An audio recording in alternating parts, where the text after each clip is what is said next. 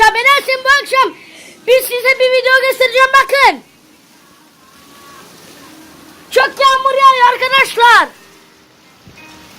Sanki kar yağıyor arkadaşlar. Evet, sanki kar yağıyor, bakın. Ey vay anasına.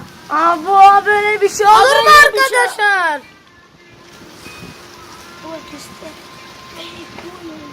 Bunlar ne arkadaşlar? Telefon da ıslandı, vay anasını. Tövbe estağfurullah arkadaşlar. Vay. Arkadaşlar buna 10.000 like gelsin lütfen. Sizi seviyorum. Bir videonun daha sonra geleyim. Ha, biraz daha izleyelim hadi.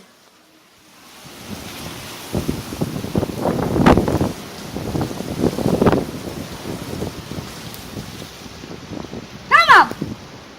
Tamam. Evet, bir videonun daha sonra gelelim arkadaşlar. Kanalımıza abone olmak için şuradaki tuşa basınız. Önceki videoya gitmek için şuraya basınız. Arkadaşlar lütfen 50.000 like gelsin lütfen.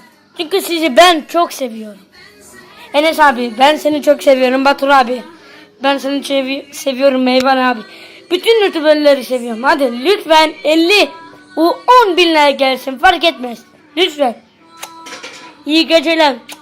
Görüşürüz.